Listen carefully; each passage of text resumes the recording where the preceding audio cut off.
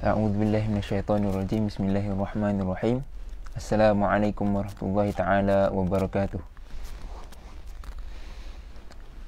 Baik, sekiranya jelas boleh respon.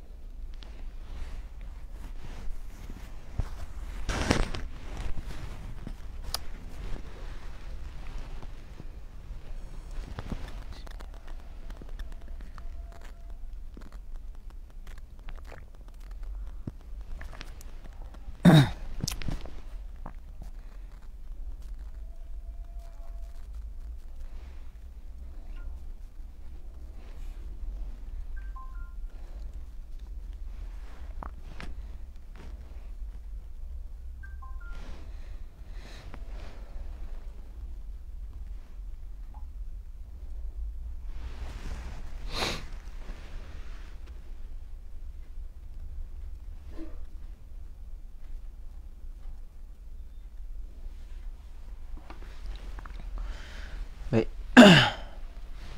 Alhamdulillahirabbil alamin wa bihi nasta'in ala umurid dunya waddin. Wassalatu wassalamu ala sayyidina wa maulana Muhammadin wa ala alihi wa sahbihi ajma'in. Subhanaka la ilma lana illa ma 'allamtana innaka antal alimul hakim. Rabbi shrah li sadri wa yassir li amri wahlul 'uqdatam min lisani yafqahu qawli. Amma ba'd. Qala Allah Ta'ala fi kitabil aziz, a'udzu billahi minasyaitonir rajim. Qul innama ana basyarum mithlukum yuha ilayya annama ilahukum ilahu wahid. Faman kana yarju liqa'a rabbih faly'amal 'amalan shalihan wa la yusyrik bi'ibadati rabbih ahada. Sadaqallahul aliyyul azim. Allah berfirman di dalam surah Al-Kahfi, surah yang paling tengah dalam Al-Quran, yang selalu kita baca setiap hari Jumaat. Setiap hari Jumaat kita baca. Dan Allah berfirman di dalam ayat yang terakhir, ayat yang ke-110. Katakanlah, wahai Muhammad, sesungguhnya aku hanyalah seorang manusia seperti kamu. Diwahyukan kepadaku bahawa Tuhan kamu hanyalah Tuhan yang satu. Oleh itu, sesiapa yang percaya dan berharap akan pertemuan dengan Tuhannya, hendaklah ia mengerjakan amal yang soleh, dan janganlah ia mempersekutukan sesiapa pun dalam ibadatnya kepada Tuhannya. Para ulama, para mufassirin, ulama-ulama tafsir telah membincangkan ayat ni dengan pelbagai perkara lah. Antara fokus ayat ni adalah pada faman kana yarju liqa'a rabbih falyamal 'amalan shalihan wa la yusyrik bi'ibadati rabbih ahada. Para ulama, antaranya Al-Imam Ibnu Kathir di dalam tafsirnya menyebutkan, barang siapa yang ingin bertemu dengan Tuhannya ini, iaitu barang siapa yang ingin amalnya diterima. Kerana ayat-ayat 10 ayat sebelum tu, Allah menceritakan tentang orang kafir, dan sifat perbuatan ataupun amal mereka, dan juga sifat hati mereka, dan juga balasan mereka. Jadi dari kesinambungan, maka siapa yang ingin bertemu dengan Allah, antaranya Imam Ibn Kathir menafsirkan siapa yang ingin amalnya diterima. Sama juga macam Al-Imam Al-Qurtubi rahimahullah ta'ala di dalam tafsir ni Jami'ul Ahkam. Beliau menyebutkan siapa yang ingin bertemu dengan Tuhan ni, yakni siapa yang ingin melihat wajah Tuhan, dan siapa yang ingin menginginkan balasannya, as-thawab. Cuma wajah tadi tu jangan bayang wajah macam wajah manusia lah. Allah ni laisa kamitslihi syai'un. Siapa yang ingin thawab, siapa yang ingin balasan, pahala. Pahala ni samalah macam maksud Al-Imam Ibn Kathir, iaitu amal diterima. Bila amal diterima baru dapat pahala. Kalau amal tidak terima, macam mana dapat pahala kan? Dan yang ketiga, Al-Imam Al-Qurtubi menyebutkan siapa yang takut akan Tuhannya. Maka siapa yang amal diterima, ada dua syarat yang Allah letakkan di sini. Falyamal amalan salihah. Yang pertama, beramal. Maka mereka perlu beramal dengan amal yang soleh. Amal yang soleh ni apa? Ditafsirkan bahawa amal yang soleh ni adalah amal yang betul, yang menepati syariat. Soleh, yang betul, yang menepati syariat. Jadi amal kat sini sirah dia sirah nakirah. Jadi antara maksud sirah nakirah ni, dia membawa kepada umum. Kalau makrifah, sirah makrifah, al-amal, ada alif lam contohnya, maka dia jadi maksud lain. Dia boleh membawa kepada maksud lain. Kalau nakirah ni, dia tak ada alif lam. Antara faedahnya adalah umum. Jadi bila umum ni, ulama menyebutkan segala amal, semua amal perbuatan, tidak terhad kepada ibadah saja, termasuklah muamalat, termasuklah kita punya perbuatan seharian, makan, tidur,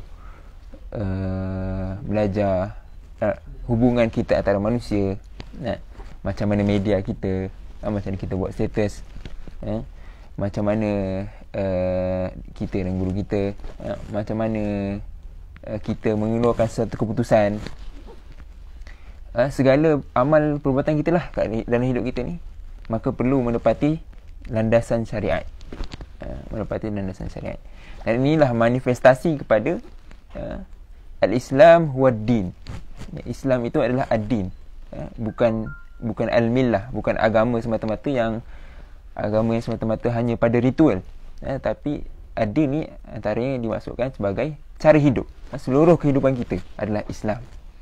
Maka perlu bertepatan dengan syariat. Setiap perbuatan kita, daripada tidur sehinggalah kepada kita tidur balik.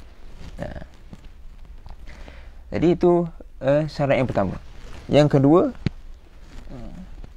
wala yusyrik bi'ibadati rabbih ahada. Dan jangan mensyirikkan Allah dengan suatu perkara yang lain. Maka ditafsirkan di sini, jangan mensyirikkan Allah bermaksud hendaklah kita ikhlas, meletakkan Allah yang pertama. Meletakkan Allah yang pertama. Antara perbahasan ayat juga perbahasan tentang ar-riya. Ar-riya. Dia berkesinambungan dengan perbahasan 10 ayat yang sebelumnya tu, berkenaan orang yang kafir, hati mereka ni riya. Jadi ulama sebutkan tidak dihalang untuk kita memperbanyakkan niat.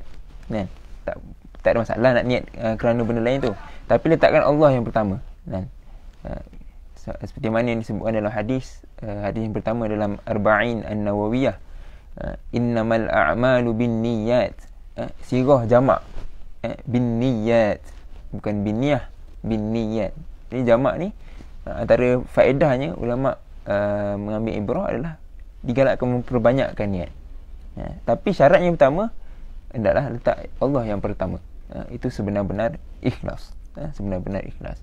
Sebab itu ulama sebutkan, barang siapa yang melakukan suatu amal tidak kerana Allah Ta'ala, kan? Contoh kerana dunia, kerana nak dapat habuan, itu salah satu daripada syirik khafi, syirik yang khafi.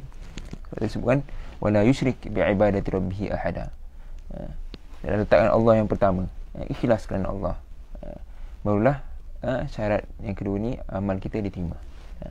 Dan diletakkan amal yang bertepatan syariat yang pertama kerana itu syarat yang pertama kena lepas dulu.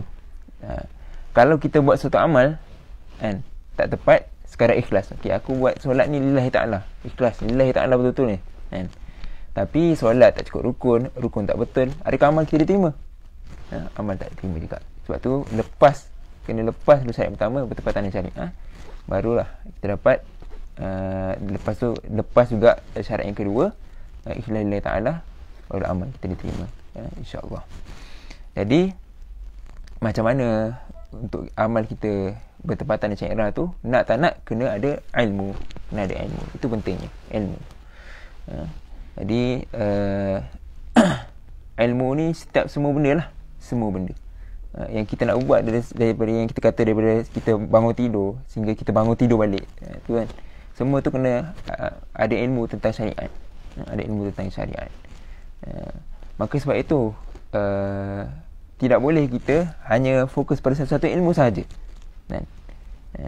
Contoh orang ni mentang-mentang dia belajar agama, dia tak nak belajar ilmu bisnes. Lepas tu bila balik lepas belajar, terpaksa dia buat bisnes untuk cari duit. Dia pun pakai gitu dia buat bisnes. Boleh jadi bisnes dia pun tak berjalan, tak jadi.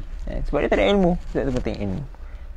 Kalau lah jadi pun, tapi kalau sekiranya bisnes dia tu tidak ada keberkatan, sebab Islam bukan sekadar nak dapat keuntungan, tapi kena ada keberkatan di sebalik rezeki tu, kehalalan di sebalik rezeki tu. Maka itulah ilmu syariat. Jadi sebab itu ilmu fardu ain, ilmu fardu kifayah, dua-dua sama penting. Boleh jadi apabila ilmu tu fardu kifayah, tapi bila seorang tu ingin menceburi dia jadi fardu ain. Jadi tu kena ada orang juga yang belajar ilmu-ilmu yang lain. Jadi hari ini insya-Allah kita akan belajar salah satu daripada ilmu dalam Islam lah, iaitu dalam kitab kita sambung Al-Wajiz fi Usulil Fiqh.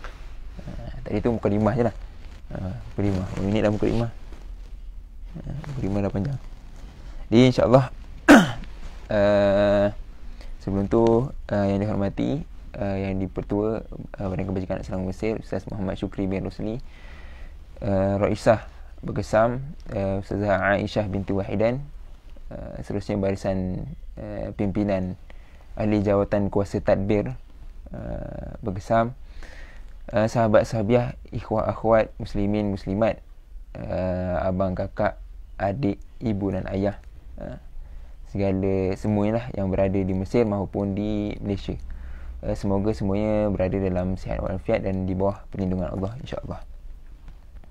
Baik, insya-Allah hari ini alhamdulillah kita akan sambung dalam tafakuh kita pada kitab Al-Wajiz fi Usulil Fiqh karangan Al-Fadil Ad-Doktor Wahbah Az-Zuhaili. Kitab usul fiqh yang muasirah lah, yang terkini. Dan insya-Allah hari ini kita akan sambung pada bab al-illah. Sebelum ni kita dah selesai syarat qiyas pada syarat asal, syarat hukum asal dan juga syarat al-far'u. Cuma sebelum tu insya-Allah sedikit kita recap, kita refresh. Qiyas itu ialah al-qiyas itu ialah memindahkan hukum ataupun meletakkan hukum pada sesuatu yang tidak ada nas. Sesuatu yang tidak ada nas dengan sesuatu yang ada nas kerana kesamaan ilahnya. Jadi rukun dia ada 4. Al-aslu, al-far'u, al-illah dan juga hukumul asl. Apa itu al-aslu ataupun disebut sebagai al-muqis alaih? Al-aslu itulah perkara yang tak ada, yang ada nas tadi. Itu yang ada nas lah. Contohnya ada nas Arab. al-khamru, khamar, ada nas. Kemudian al-far'u atau disebut al-muqis ialah perkara yang tidak ada nas, benda yang sekarang ni kita nak ilahkan, nak kiaskan. Contohnya dadah. Dadah tak sebut langsung dalam hadis, dalam Quran tak sebut. Jadi kemudian yang ketiga al-illah. Al-illah tu apa? Dia punya sebab hukum tu berlaku. Dalam contoh tadi ialah al-iskar ataupun memabukkan. Arak memabukkan, dadah pun memabukkan. Jadi bila dua ada hukum sama, jadi hukum bila dua-dua ada ilah yang sama, maka hukum al-far'u tu mengikut hukum asal. Hukum asal dia apa? Haram. Jadi hukum al-far'u tu haram. Jadi hukum dadah tu juga mengkonsum dadah tu juga haram pada taraf yang memabukkan lah. Lagi satu hukum asal. Dan kemudian dibahaskan adakah hukumul far'u tu, hukum al-far'u tu salah satu daripada rukun? Tidak. Kerana apa? Kerana ianya adalah samratul qiyas, hasil atau buah daripada qiyas tu sendiri. Sebab apa? Sebab ni antaranya disebutkan oleh al-Imam Al-Amidi dalam kitab dia Al-Ihkam. Kalau kita letakkan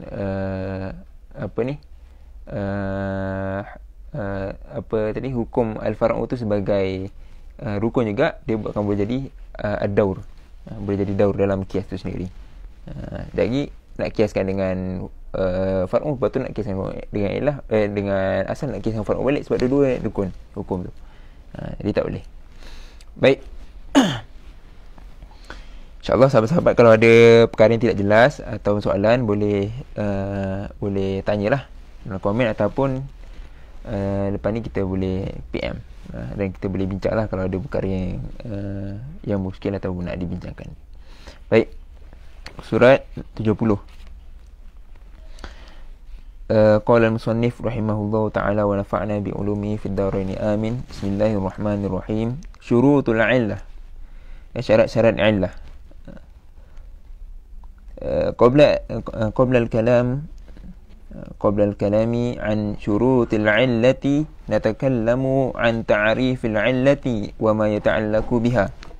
Sebelum kita berbicara mengenai syarat-syarat illah, hendaklah kita berbicara dulu tentang ta'rif illah. Apa itu illah? Pengenalan kepada illah. Kena kenal illah ni macam mana. Sebab illah ni sesuatu yang antara perkara yang besar dalam al-qiyas. Kalau dalam kitab-kitab lain, kebiasaannya bila perbahasan rukun illah ni, yang akan rukun qiyas ni yang akan dibahaskan dulu adalah illah.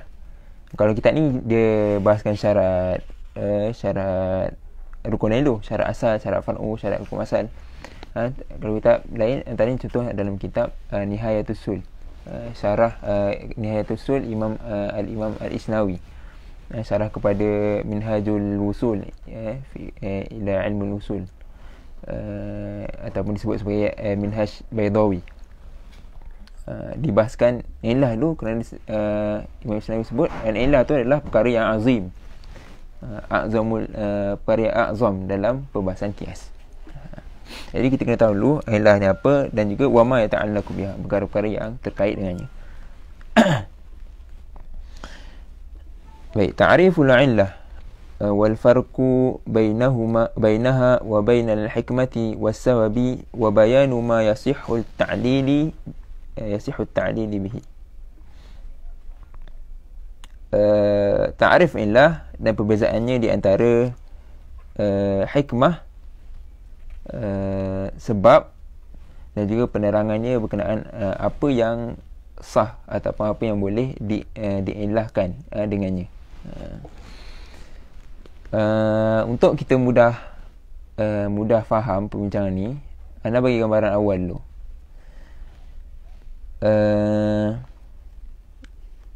Sebelum tu, insyaAllah dalam bab qiyas ni memang akan agak detail sikit lah, sebab tu kita sehari macam 2-3 surat. Dan lepas ni mungkin insyaAllah memang akan bicara secara detail. Hari ni dah kelas ke berapa? Ke 14? 15? Sebelum ni asalnya mula target 6 nak habiskan dalam masa kurang setahun lah kan. Jadi kalau kurang setahun ni dia macam kena baca sekali kelas tu 7-8 surat. Tapi bila tengok balik, sebab ni tafakuh ni kalau boleh kita biar faham betul-betul. Jadi insyaAllah kita akan bincang secara detail mana yang perlu. Dia bukan detail dalam sangat lah. Macam yang Al-Quran, As-Sunnah, Al-Jumat sebelum ni dia agak asas je lah. Jadi mana yang penting, yang anda rasa penting, insyaAllah anda akan sebut lah dalam tafakuh. Jadi kalau ada sahabat-sahabat ada soalan pun boleh, tak masalah. Jadi gambarannya tentang perbezaan antara illah dan sebab ni. Sebelum ni kita dah campak ke persoalan apa beza illah, hikmah dengan sebab. Ini secara asal gambarannya, illah ni adalah perkara yang kerana adanya illah tu akan berlaku, akan adanya hukum. Kerana illah tu kita tahu apa hukum satu perkara tu. Dia berbeza dengan hikmah. Hikmah ni dia ibrah atau faedah daripada suatu, apabila suatu hukum tu dijalankan. Kebiasaannya hikmah ni adalah perkara yang kita dapat selepas hukum tu ditahqiq ataupun direalisasikan. Contoh dia, mudah faham ni contoh dia. Dalam isu musafir. Seseorang itu boleh mengqasar dan jamakkan solat apabila dia berjalan melebihi 2 marhalah. Baru kira sebagai musafir lah. Lebih 2 marhalah. 2 marhalah ni ulama bahas lah sekarang ni. Kalau sekarang ni ada yang ulama sebut 82 km, 84 km, 88 km dan sebagainya lah. Jadi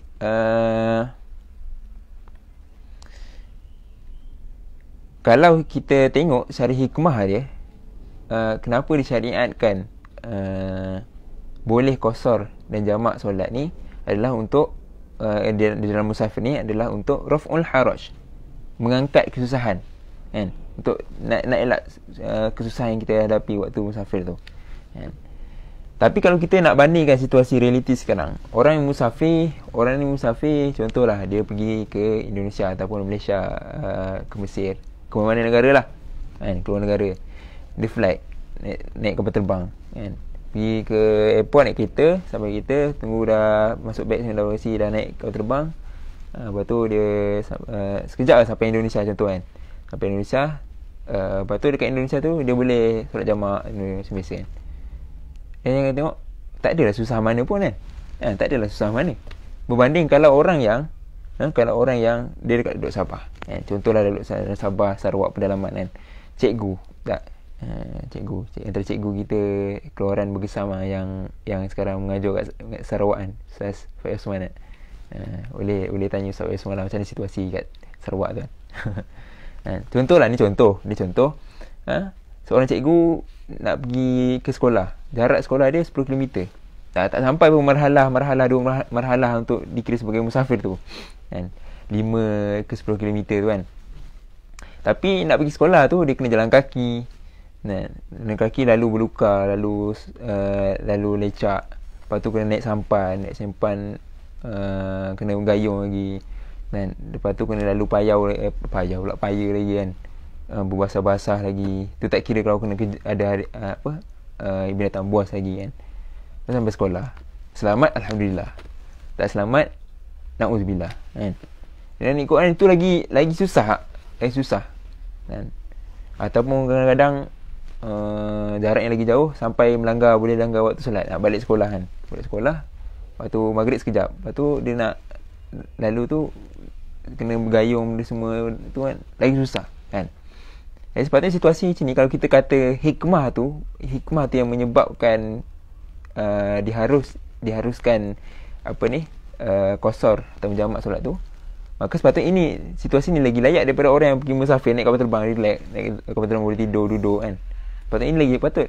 Tapi tidak. Sebab apa?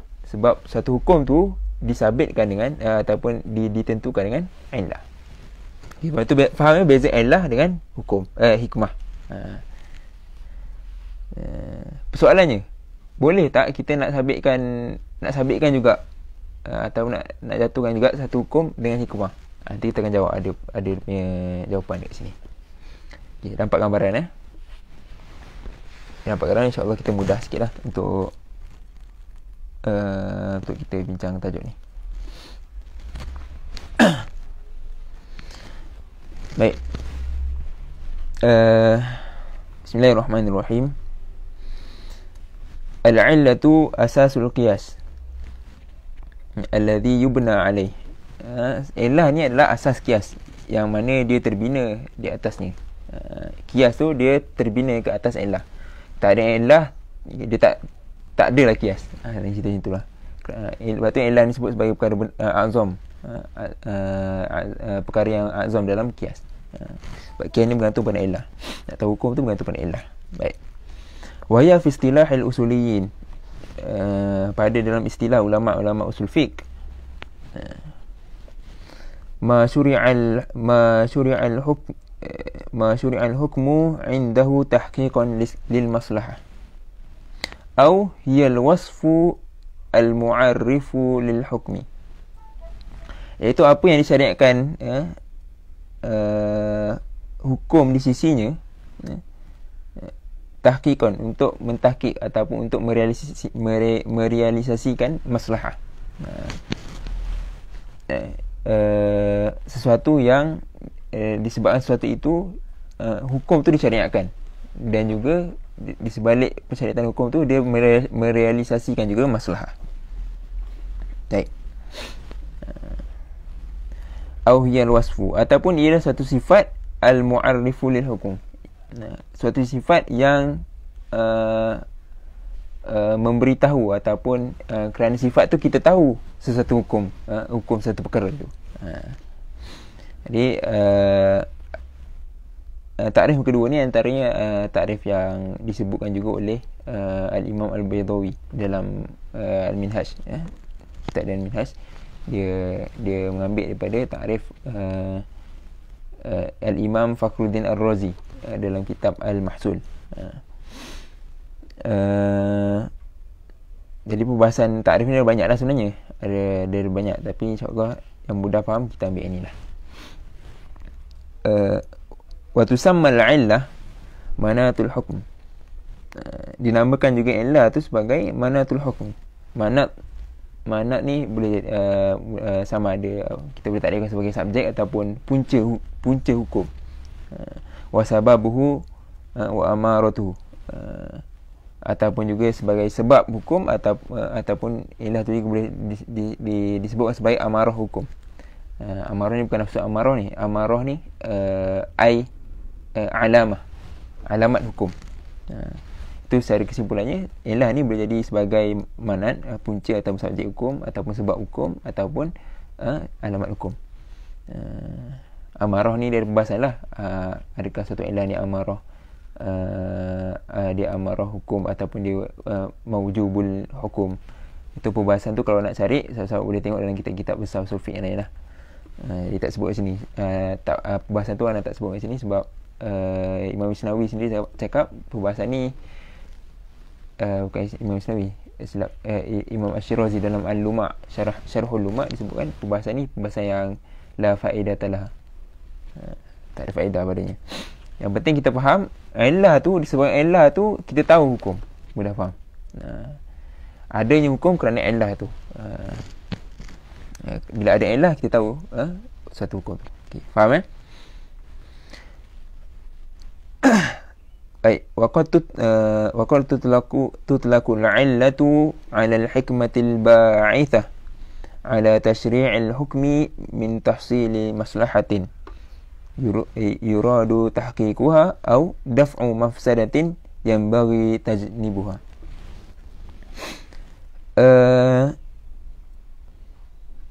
Kadang-kadang illah tu disebutkan juga ataupun didatangkan juga illah tu sebagai hikmah. Kadang-kadang illah tu ada ulama sebut illah tu lah hikmah. Antaranya dalam kitab antaranya Imam, siapa yang buat Al-Muwafaqat tu, Al-Imam Asy-Syatibi rahimahullah taala. Al-Imam Asy-Syatibi dia menyebutkan al-ilah tu juga al-ilah wa hikmah. Kesimpulan dia panjang lah, tapi ilah juga adalah hikmah antaranya lah. Tapi hari ni kita faham dia berbeza lah. Sebab Imam Asy-Syatibi ni dia adalah pelopor ataupun bapa maqasid syariah. Jadi perbahasan maqasid ni dia memang ada kaitan dengan ilah dan hikmah ni.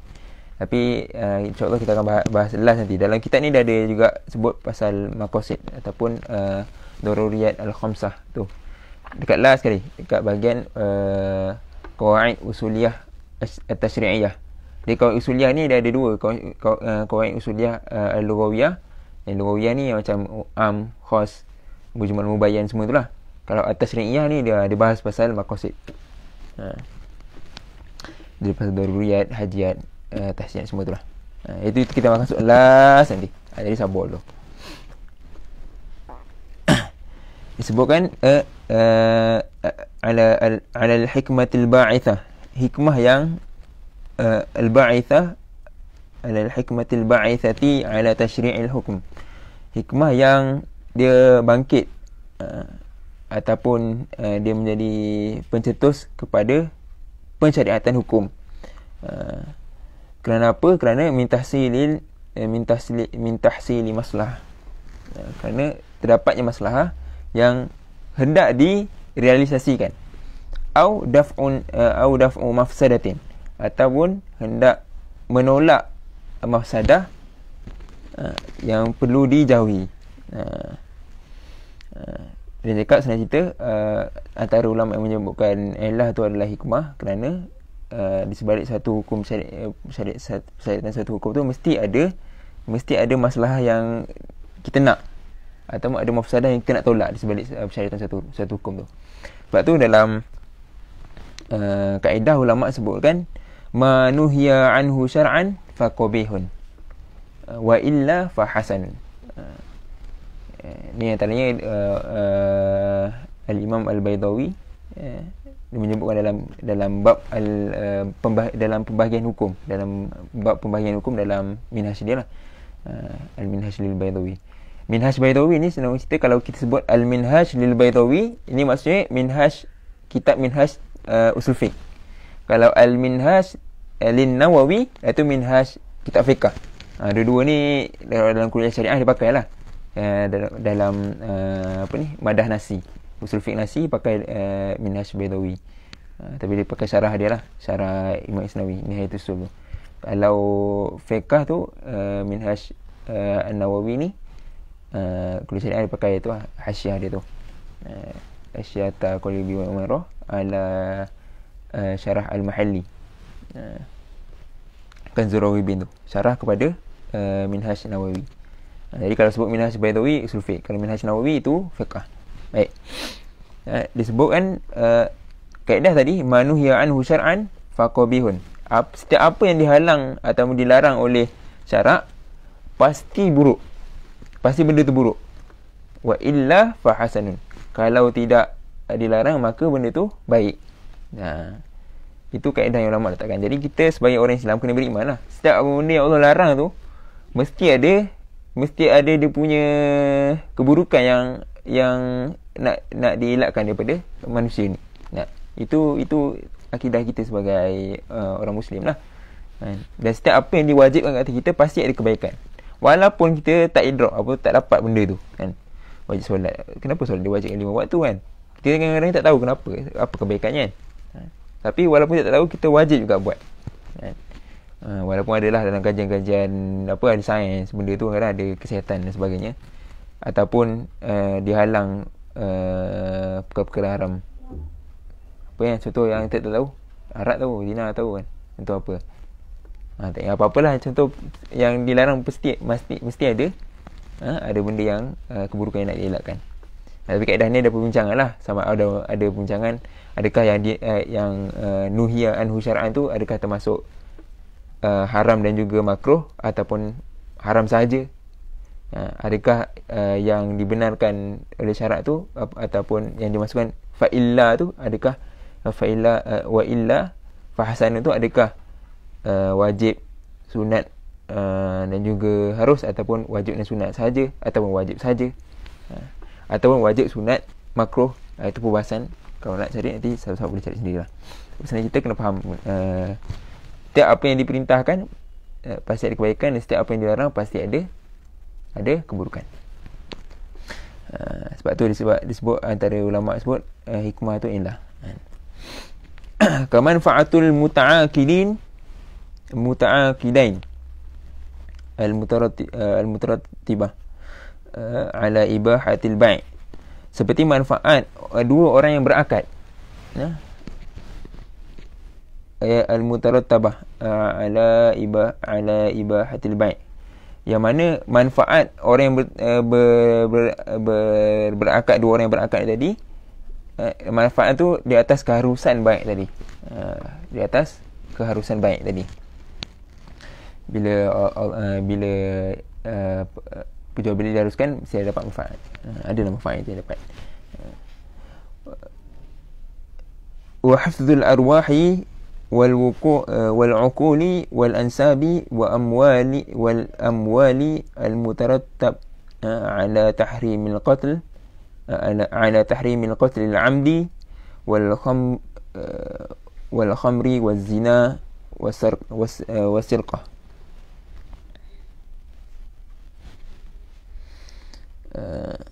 Dan juga menjaga roh, arwah ataupun roh-roh ataupun nyawa-nyawa, dan juga menjaga akal, dan juga menjaga nasab ataupun keturunan, dan juga menjaga harta benda, yang mana semua ini tersusun ataupun datang kerana ataupun di atas pengharamannya membunuh secara sengaja, qatlul amdi ini membunuh secara sengaja, dan juga pengharaman khamar, pengharaman zina, dan juga pengharaman mencuri.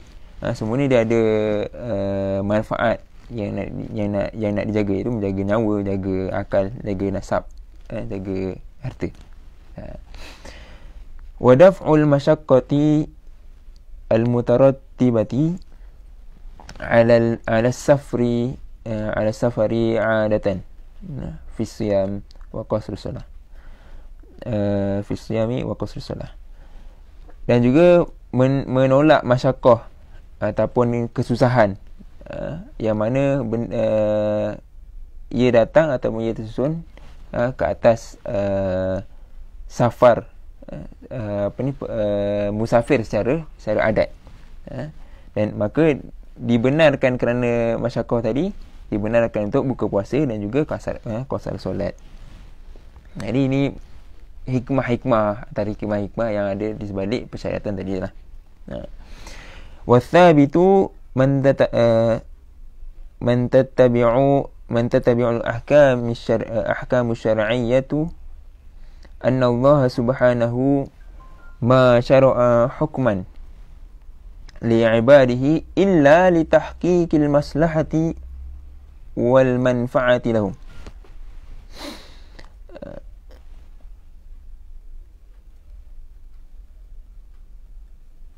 Dan persabitan dan sabitnya siapa yang mengikut hukum-hukum syarak ni, bahawasanya Allah SWT tidak akan mensyariatkan suatu hukum tu kepada hamba-Nya kecuali untuk merealisasikan masalah dan juga manfaat untuk mereka, mereka kembali kepada hamba lah. Allah tidak akan mensyariatkan suatu hukum tu kecuali untuk ada masalah ataupun manfaat yang hendak diberikan kepada hamba-hambanya, au lidaf'il mafsadati wad-darar anhum, ataupun untuk menolak mafsadah dan juga darurat-darurat daripada hamba-hambanya lah. Wa liqaulihi ta'ala a'udzu billahi minasyaitonir rajim wa ma arsalnaka illa rahmatan lil alamin. Itu Allah berfirman dalam Al-Quran, tidaklah aku utuskan kamu wahai Muhammad melainkan sebagai rahmat ke sekalian alam. Jadi itu maksud rahmat. Di sebalik setiap perintah tu pasti ada hikmah, sama ada untuk mendapat manfaat maslahah ataupun menolak mafsadah pun darurat. Bukan rahmatan lil alamin itu nak buat baik apa ni, kita nak buat baik terima semua sebagai satu agama kan. Bukan gitu kan. Rahmatan lil alamin ni bukan kita sama-sama buat okey je orang lain agama lain nak menindas kita ataupun orang agama lain suka hati berdakwah mengajak orang murtad, tidak kan? Tapi rahmat tu dia terjadi apabila kita melaksanakan hukum-hukum perintah Allah kan? Bila kita laksanakan perintah Allah secara benar sebenar-benarnya, maka ada maslahat atau yang akan kita terima di sebalik di sebalik pelaksanaan syariat itu ataupun mafsadah yang ini tolak. Baik. Wa kana minal mutabadir ila dhihni anna al-hukm asy-syar'i yartabitu bil hikmah. Dan adalah dan terngiang-ngiang, mutabadir ni boleh jadi terngiang-ngiang ataupun pencetus ya. Terngiang-ngiang dalam az-zihn, dalam pemikiran, dalam otak kita, ataupun jadi sesuatu pencetus dalam otak kita, annal hukm syar'i, bahawasanya hukum syarak itu dia terikat dengan hikmah. Terikat dengan hikmah. Pasti ada hikmah di sebaliknya. Li'annaha al-ghayatu li'annaha al-ghayatul maqsudatu min al-hukm. Kerana ianya, yakni hikmah ni tadi adalah ghayah, tujuan ataupun dan juga tujuan yang dimaksudkan daripada hukum. Hikmah ni adalah tujuan yang dimaksudkan daripada pensyariatan suatu hukum tu. Walakin akan tetapi tabayyana anna al-hikmata qad takunu amrun khafiyan ghairu dhahirah. Akan tetapi telah dijelaskan bahawasanya hikmah tu dia kadang-kadang qad takunu, qad bila masuk selepas fi'il mudhari' dia boleh jadi li taklil ataupun masuk di kadang-kadang. Kadang-kadang hikmah tu dia adalah amrun khafiyan, perkara yang khafif, apa ni, yang samar-samar, yang tidak jelas kan, ghairu zahir, yang tidak zahir. Maksudnya apa? Maksudnya la tudriku bi ihdal hawas, iaitu yang tidak boleh diidrak. Idrak ni apa ni? Proses ataupun difahami oleh akal. Kalau idrak ni sebenarnya kalau kita tengok luar ni terang, nampak cahaya matahari, akal kita akan idrak luar panas. Faham tu, atau akal itu boleh proses benda tu. Itu idrak. Maksudnya kadang-kadang hikmah tu perkara yang tidak boleh idrak daripada kita punya panca indera. Salah satu panca indera kita. Fala yumkinu ta'akkud min wujudiha aw adamu wujudiha. Maka tidak boleh untuk kita mengkonfirmkan atau mentakkidkan kewujudannya ataupun ketidakwujudannya. Kadang benda tu terjadi. Kalau kita kata hikmah tu tadi, kadang hikmah contoh tadi, hikmah musafir tadi. Hikmah musafir ni untuk raf'ul haraj, enggak usahan. Dan kadang musafir orang tu musafir senang kan, tak usahan. Kadang musafir tu kalau contoh backpacker kan, backpacker jalan kaki, benda semua yang susah kan. Kadang benda tu ada hikmah dia, tak memudahkan. Itu dari sudut keadaan seorang lah. Tu belum lagi kadang berubah zaman dan sebagainya. Mana tadi?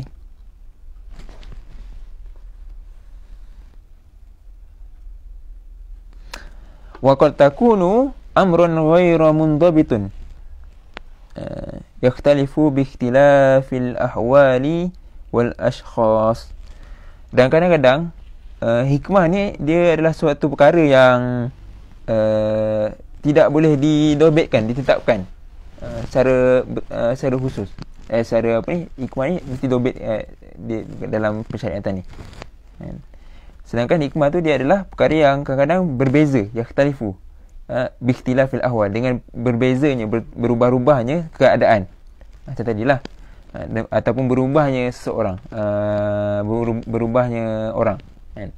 Contoh kalau arak, ada orang yang minum arak, dia 3 tong pun dia tak mabuk. Ada orang minum arak baru satu sip tu, sekali telan teguk tu dah mabuk. Kan? Tapi pengharaman arak tu tak berlaku. Kan? Pengharaman arak tu tetap hukumnya, minum arak tu hukumnya tetap haram. Kan? Walaupun dia tak mabuk, lepas tu dia boleh jalan balik elok, tak berlaku aksiden dan sebagainya. Itu beza hikmah dengan lah. Faqad tahaqqaqul hikmah mathalan min ibahatil buyu' wa hiya al-hajah. Dia bagi contoh sini. Semua ni contoh.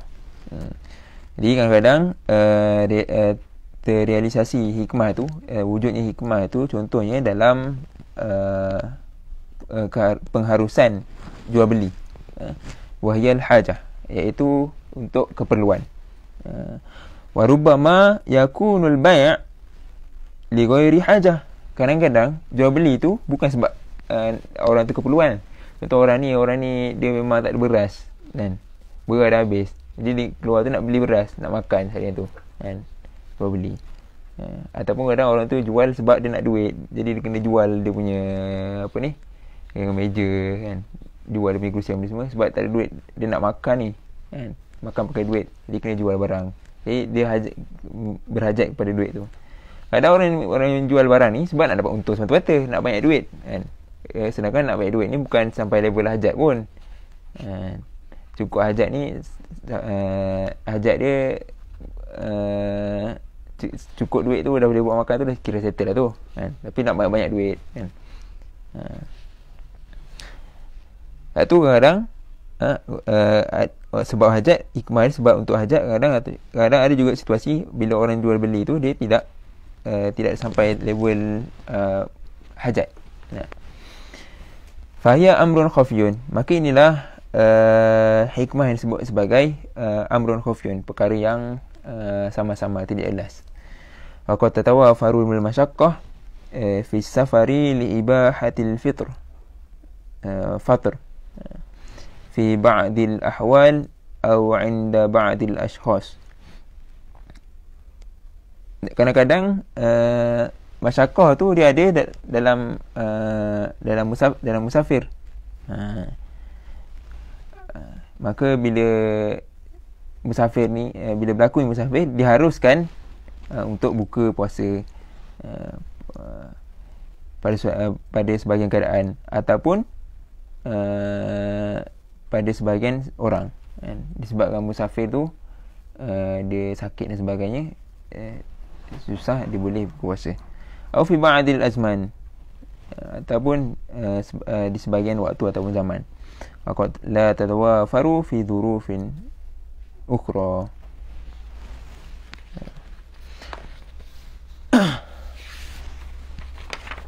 Waqad yatahaqqaqu ad-dararu bisababi tanawuli bisababin tanawulil khamr wa huwa al-ghalib. Dan kadang-kadang terjadi darurat tu disebabkan seorang tu minum ataupun mengambil minum arak.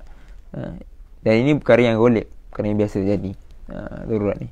Macam tadi lah, kadang-kadang orang tu dia minum 3 tong, dia tak mabuk, dia tak berlaku darurat. Waqad la yatahaqqaqu 'inda ba'din nas al-ashda' al-'uttah.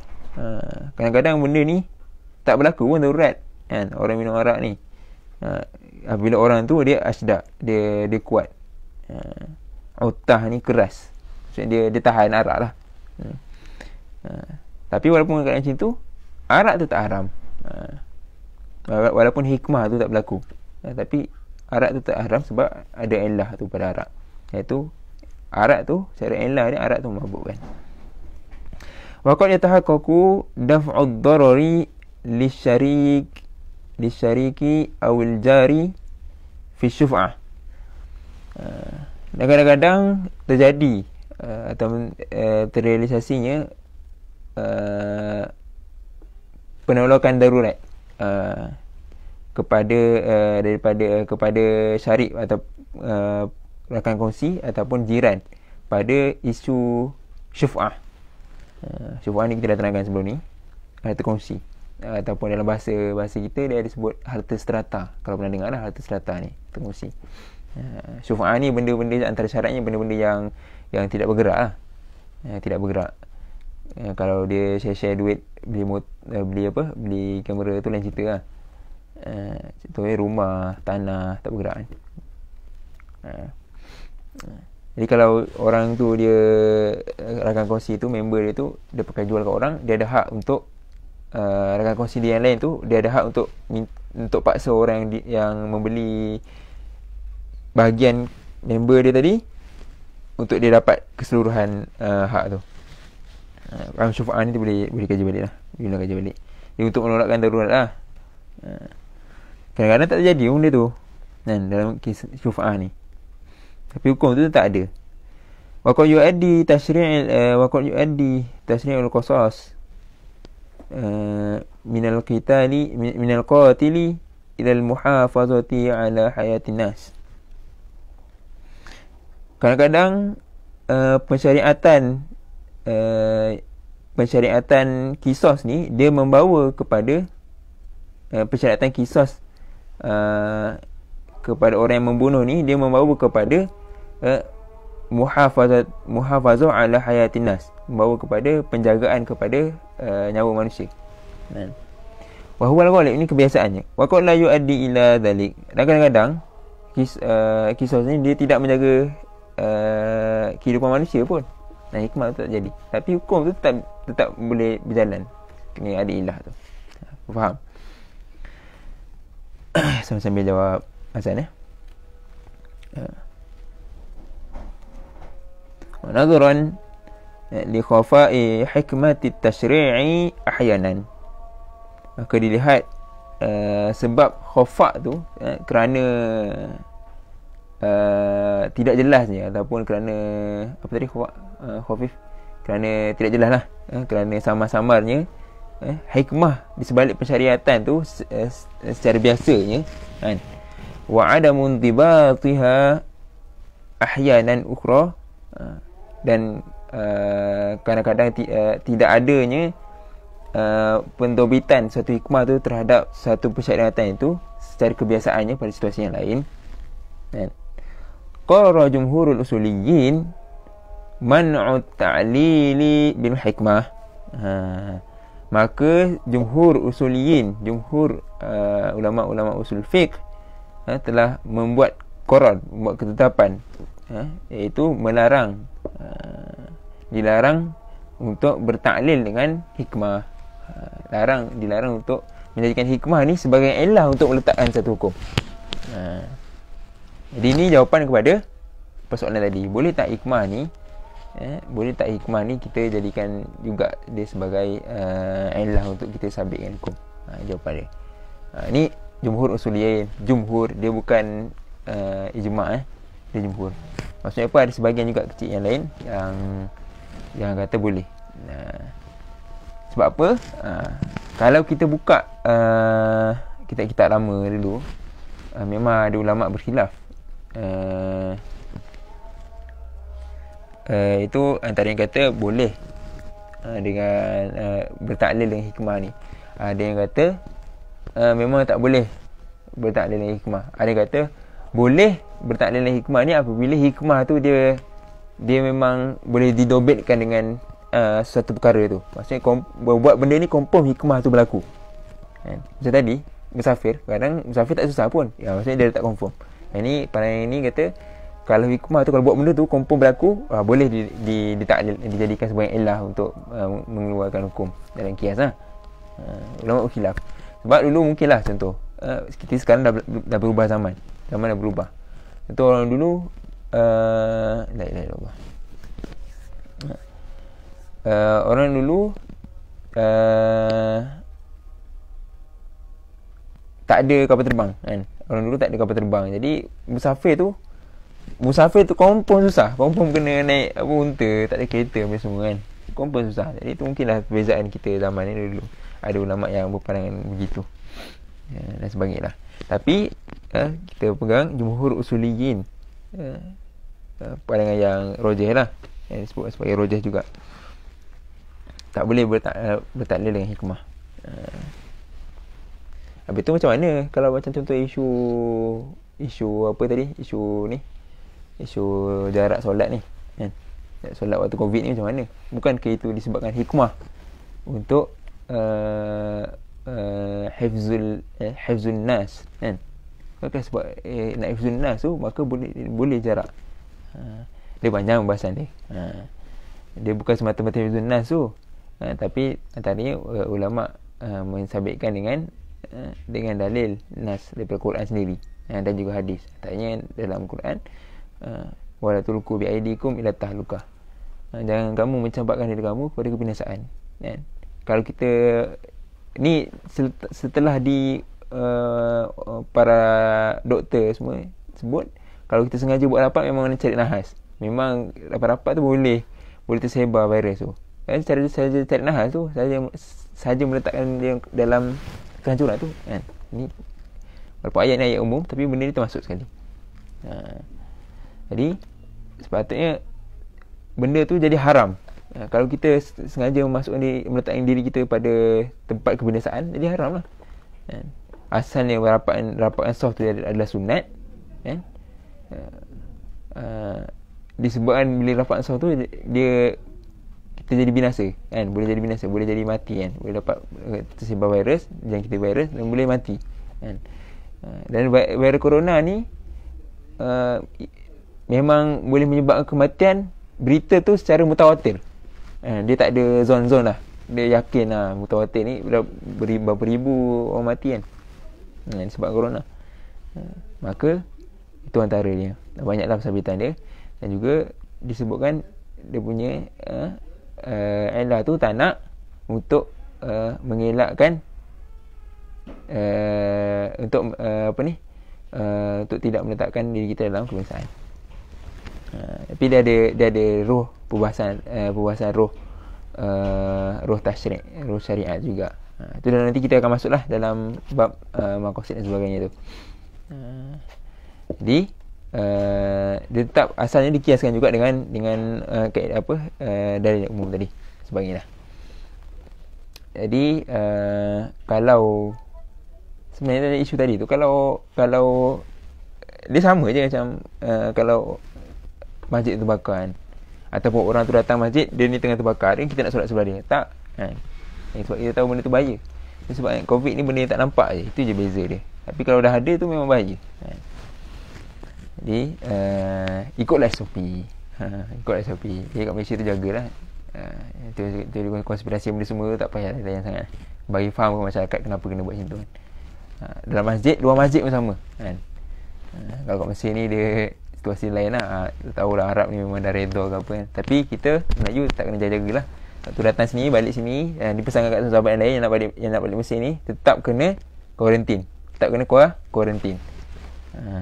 Alal aqal seminggu. Alal aqal seminggu. Ni apa yang yang disebutkan oleh inilah Ustaz apa ni? Ustaz Azrul, pegawai wilayah. Setelah dia buat perbincangan, alal aqal seminggu. Jadi kalau tak ada simptom, bolehlah nak buat berurusan kuliah dan sebagainya. Kalau ada simptom, teruskan kuarantin sehingga sihat lah. Baik, itu selingan lah. Jadi tak boleh bertakdir dengan hikmah. Kira dah sejam lah. Laju sikit lagi. Walau kanat zahiratan au mundhabitan. Walaupun hikmah tu dia zahir, dan juga dia boleh didobekkan kepada syariat tu tadi. Idh law buniyat taklif 'ala al-hikmah. Sekiranya dibina dibina suatu pentaklifan itu di atas hikmah, lam yundabit at-taklif walan yastaqim amruhu. Kalaulah hukum taklifi itu dibina di atas hikmah, hukum taklifi wajib, sunat, harus, makruh, haram tu dibina atas hikmah, bukan dibina atas illah, maka tidak akan boleh suatu pentaklifan ataupun perbuatan taklifi itu untuk terjadi, untuk didobekkan, ataupun yastaqim amruhu, atau untuk tetap berlakunya. Sebab kalau kita kata satu hukum taklif itu kerana hikmah, bila hikmah tu tak ada, betul macam mana kan? Bila musafir tak susah, jadi tak boleh qasar jamak lah kan? Bila orang minum arak tu dia tidak membahayakan diri dia, tidak membahayakan orang lain, oh boleh lah, halal lah minum arak kan? Kalau zina tu dia tetap menjaga nasab dia, contoh kan, orang sekarang, orang barat lah, na'udzubillah, kalau ada orang Islam yang tiru kan, dia nak kahwin, dia test dulu, dia duduk serumah dulu, dia dah test dulu. Kalau okey, dia terus kahwin. Kalau tak okey, dia bisa dia cari perempuan lain. Dan kalau kita tengok secara realitinya, dia tidak mencacatkan dia punya nasab pun. Sebab dia berzina tu sebelum kahwin tu, lala dia nak kahwin juga kan, tak kacau nasab pun kan. Dia apa, hikmah haram zina tak berlaku lah sebab tak jaga nasab, tidak, tak berlaku. Tapi tetap haram. Sebab elah dia al-wat'u qabla zawaj. Dia al-wat'u qabla zawaj. Dia buat benda tu sebelum kahwinan, tetap zina. Bukan sebab hikmah jaga tak jaga dia punya nasab. Bahkan zina ni dia sebenarnya al-qiyas min babil aula. Dalam sebahagian ayat sebut wala taqrabu zina, bukan wala taf'alu zina. Jangan dekat zina. Jadi kalau dah buat tu lagilah sepatutnya haram. Nak dekat, nak bercumbu-cumbu, berklik-klik mata pun dah jadi haram kan? Apa lagi buat? Tak boleh. Tu dia kata kalau disebabkan hukum taklif tu terbina atas hikmah, maka dia tidak akan boleh nak dobit dan juga nak boleh nak tetap, nak kekal sesuatu perintah itu. Idza qala ulama, maka dengan itu ulama menyebutkan al-hukmu yaduru ma'a illatihi la ma'a hikmatihi wujudan wa adaman. Ini kaedah ulama sebut, hikmah itu dia berputar bersama dengan illahnya, bukan bersama dengan hikmahnya. Sama dia wujud ataupun dia tidak wujud. Ada illah maka adalah hukum, tak ada illah maka tak adalah hukum. Dia hafalah kaedah ni. Wa bina'un 'alaihi yakunu safar 'illatun tujizul fitr wa qasrus salah. Maka sebab itu di atas itu terbina di atas itu musafir tu adalah illah kepada pengharusan buka puasa dan juga qasrus solat. Hatta walau lam tujad al-masyaqqah, walaupun tidak ada masyaqqah pada musafir itu. Ini contoh macam kita bagi tadi. Fala yajuzu ayyuqasa al-muqim ghairul musafir was-sahih ghairul marid ala hal safar atau al-marad. Maka tidak boleh untuk kita mengkiaskan orang yang bermukim, yang tidak bermusafir, dan juga orang yang sahih, yang sihat, yang tidak sakit ke atas keadaan musafir atau juga sakit. Tak boleh nak kiaskan aku ni walaupun aku ni bermukim, tapi kerana aku jauh berjalan ni, walaupun tak sampai tahap 2 mahalan ni, tapi aku susah, jadi aku boleh juga qasar solat sebab kiaskan dengan hikmah musafir. Tak boleh.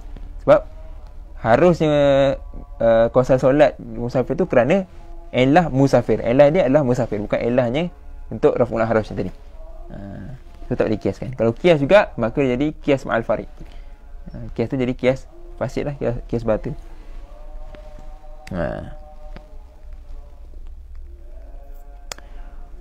wa in kana amaluhu mutadamminan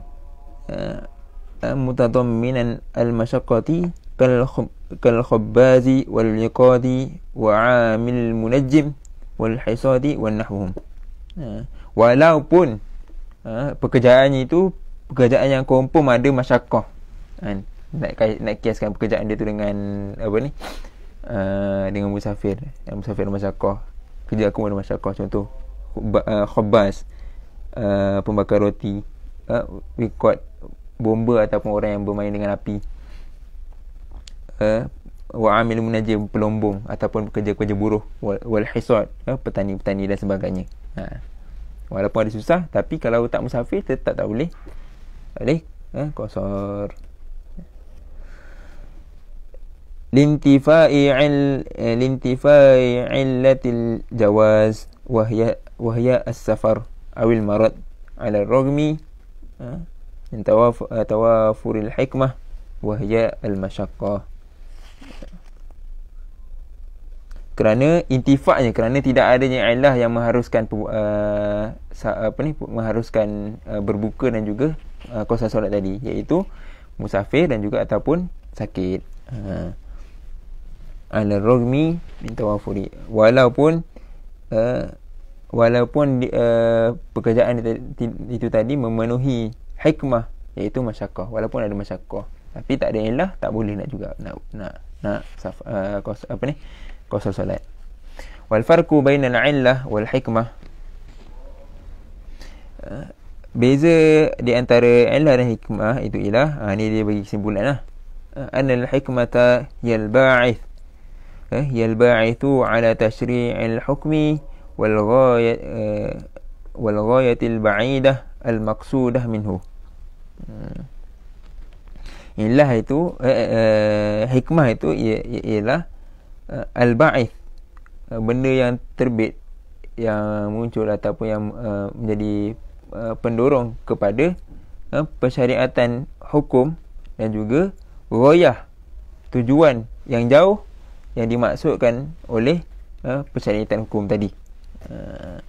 Jadi maksudnya apa? Kerana pensyariatan hukum ni berlaku, maka adalah hikmah itu. Wahiyal maslahatul lati qasada syari' bitashri'il hukmi tahqiquha atau takmiluha, iaitu maslahah yang dikehendaki oleh syari', oleh syariat, dengan pensyariatan hukum itu tadi, sama ada untuk mentahqiq, untuk merealisasikannya atau untuk menyempurnakannya, ataupun al-mafsadatul lati qasada syari' bitashri'il hukmi dar'uha atau takliluha, ataupun mafsadah yang dikehendaki oleh syariat daripada pensyariatan hukum itu tadi untuk menolak mafsadah tadi ataupun mengurangkan mafsadah tadi. Ataupun kalau secara secara mudah cerita dia, ulama telah di sini dia tak bagi takrif hikmah dalam pada kalangan ulama usul. Dia bagi takrif takrif istilah dia, illah je kan. Kalau takrif illah ni kita ambil antaranya yang sebut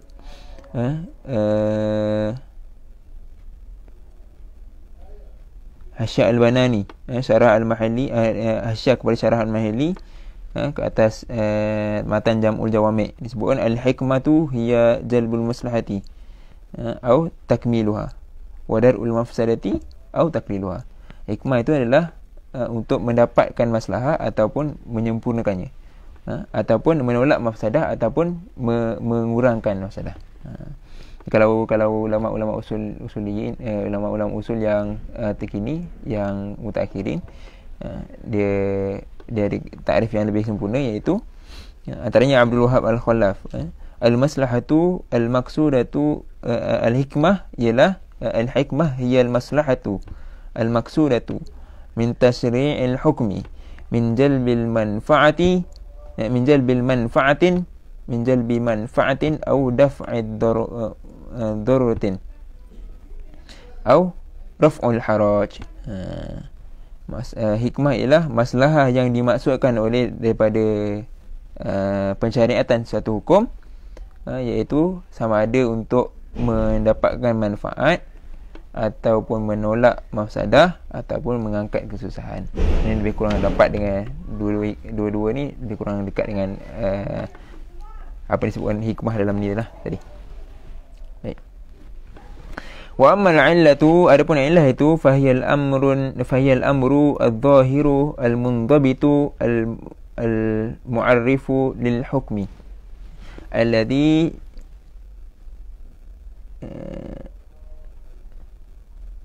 yubna alaihi al-hukm wujudan wa adaman.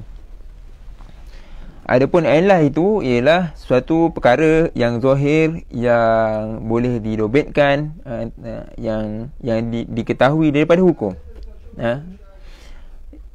yang mana ia terbina di atasnya hukum itu sendiri, sama ada ada ataupun tidak ada. Maksudnya illah ni adalah satu perkara yang zahir, yang nampak jelas, boleh dirobekkan, boleh dicari oleh akal, boleh dicari, pasti dia pasti ada pada satu persyarat tu, dan sekiranya dia ada, pasti hukum tu ada. Kalau dia tak ada, hukum tu tak ada. Beza dengan hikmah tu dia tidak terkait dengan hukum tu sendiri. Boleh jadi dia ada, hikmah tu ada atau tak ada dalam satu kes tu, tapi sekiranya ada illah, hukum tu tak berlaku. Dan hikmah ni dia adalah perkara yang terjadi selepas dilaksanakan hukum tu. Adapun illah ni dia benda yang dah ada. Bila benda tu dah ada, baru hukum tu terjadi. Faham? Tak faham?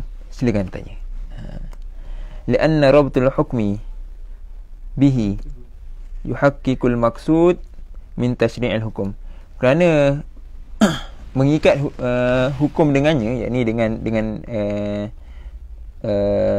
kewujudan illah tadi,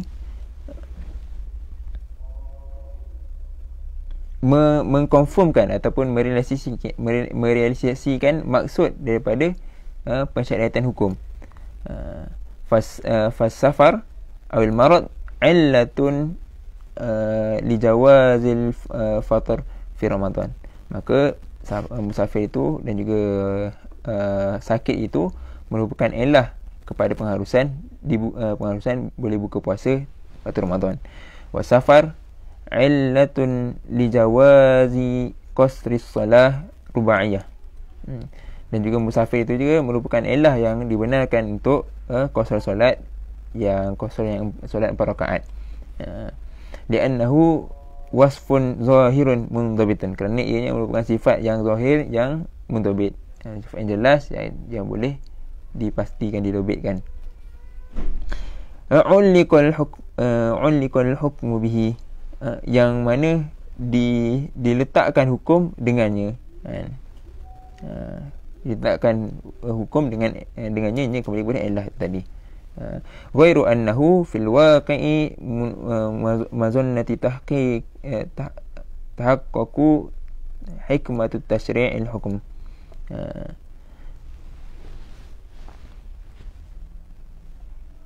Walaupun ianya pada realitinya, fil waqi', pada realitinya, mazannatu tahaqququl hikmah, ada zon dalam nak memastikan sama ada hikmah tu ada atau tidak dalam pencarian suatu hukum. Lianna sya'nu safar wujud masyaqqah fihi, kerana musafir itu sendiri ada masyaqqah padanya. Fa syuri'al qasru wal fatru litakhfifi 'ala an-nas al-musafirin wa lidaf'il masyaqqati anhum. Kerana maka disyariatkan qasar dan juga boleh buka puasa untuk meringankan kepada manusia yang sedang bermusafir, dan untuk mengangkat atau menolak kesusahan daripada mereka. Fasafar illatun, maka musafir itu adalah illah, wa daf'ul masyaqqah itu adalah hikmah. Faham? Amma sabab, tadi dah beza hikmah dan juga illah, maka masuk pula sabab. Ringkas je, apa beza sabab ni dengan hikmah dan illah? fahuwa a'ammu fi madlulihi minal 'illati 'inda jumhuril usuliyin. Adapun sebab itu sendiri, adapun sebab itu ialah suatu perkara yang lebih umum, a'ammu, yang paling umum, fi madlulihi minal 'illah, pada pendalilannya ataupun petunjuknya daripada 'illah. Dia lebih umum daripada 'illah. Inda jumhur usuliyin, di sisi jumhur usuliyin. Jumhur. Ada sebahagian juga yang berkhilaf. Dia kata kalau ada yang khilaf ni sikit lah, kita sebut sikit je, kita boleh kaji sendiri. Dia kata kalau illah ni, dia illah ni adalah perkara yang boleh dicari ataupun didobekkan dengan akal. Adapun sebab ni adalah perkara yang boleh dicari ataupun didobekkan dengan wad'i. Satu cakap sebab ni adalah hukum wad'i. Tapi illah ni bukan hukum wad'i. Illah ni adalah rukun rukun kias. Sebab yang kita hukum wad'i tu kan, sebab apa tadi hukum wad'i, sebab sebagainya itulah, man'u dan sebagainya itu kan. Jadi itu khilaf sikit lah, tapi kita jumhur usuliyin sebut sebab ni adalah sesuatu yang lebih umum daripada illah pada petunjuk hukum ataupun madlul hukum. Fakullu illati sababun. Fakullu illatun sababun wa laysa kullu sababin illatun. Maka setiap illah itu adalah sebab, dan bukan setiap sebab itu adalah illah. Dia faham Setiap illah itu adalah sebab, bukan tapi sebab tu, setiap sebab tu tidak semestinya illah. Faham ni apa, mantik sikit lah. Fa idza kanat hunaka munasabatin ay maslahatin ay maslahatun bainal wasfi wal hukmi tudrikuha uquluna.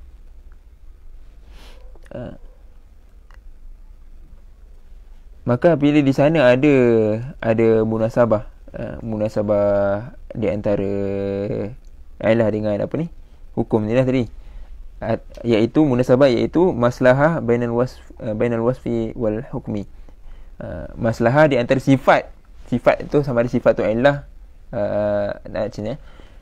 kan sebut tadi illah ni adalah sifat yang diketahui dengannya suatu hukum kan. Sifat tu, bila kita tahu sifat tu ada kat satu perkara ni, maka dia boleh jadi hukum ni. Itu dipanggil illah. Jadi kalau sifat ni dia ada munasabah dengan hukum yang boleh diidrak oleh akal kita, summiya al-wasfu illatun wa sababun. Maka disebutkan sifat itu adalah illah dan juga sebab. Dia juga illah, dia juga sebab. Wa amma idza kanat al-munasabatu mimma la tudrikuha uquluna.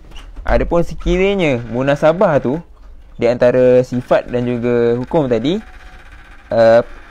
adalah sesuatu yang tidak boleh diidrak, diproses oleh akal kita, tidak boleh dapati oleh akal kita. Contohnya tadilah sebut, iaitu kita tahu sebab hukum disebabkan Allah yang meletakkan benda tu.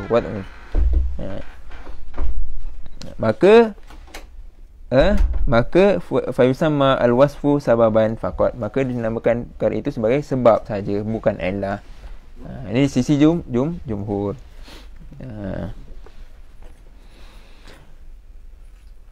Yuqal, maka dia bagi contoh kat sini, inna 'aqdal bai' ad-dal 'ala ar-ridha bi naqlil milkiyah 'illatun wa sababun. Dia contoh kat sini, akad baik yang menunjukkan kepada redha di antara kedua itulah, dengan redha dengan perpindahan pemilikan itu, ia adalah illah dan juga sebab diharuskan baik. Kalau baik itu kan sebab tak redha kan, ulama pandangan dia tak sah kan, tak sah jual beli tu. Ataupun contoh, orang ni tengah pegang, dia pergi ambil je, nah aku nak ni, orang tu tak boleh, tak sah kan. Tapi ada perbahasan detail lah tu, tak apa. Tapi kita contoh ni faham benda tu illah dan juga sebab. Wa duluk aw zawal syams wasatun nahar an wastil sama yuqalu lahu sabab. Adapun terbenamnya ataupun tergelincirnya matahari di tengah apa ni, di tengah hari lah. Di tengah hari, ataupun di tengah langit ataupun awan, langit lah sesuai, maka itu dinamakan sebab. Contoh solat maghrib sebab dah terbenam matahari yang nampak merah-merah. Itu benda-benda yang wadai ya, yang kita tak elok kenapa waktu ni disebabkan benda ni baru boleh solat zuhur. Itu jadi sebab, bukan illah. Tergelincir matahari, maka boleh solat zuhur. Itu sebab, bukan illah. Solat zuhur tetap wajib, walaupun kita tak tahu hikmah dia apa. Wala yuqalu lahu illatun, maka tidak disebut sebagai illah. Allah Ta'ala a'lamu bisawab. Dia faham ya beza antara illah, hikmah dan juga sebab. Baik. Ada soalan apa-apa?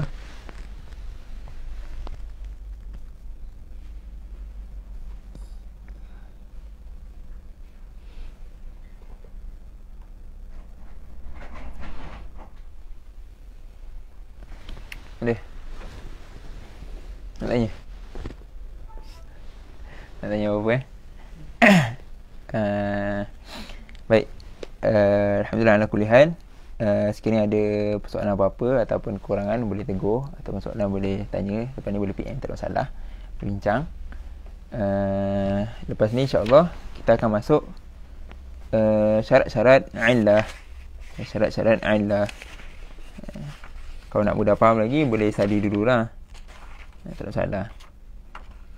So, mudah je. Dan kemudian kita akan masuk masalah ikut illah, ataupun macam mana cara kita nak tahu illah tu. Ni panjang sikit masalah ikut illah ni. Aku qouli hadza fastaghfirullah li wa lakum.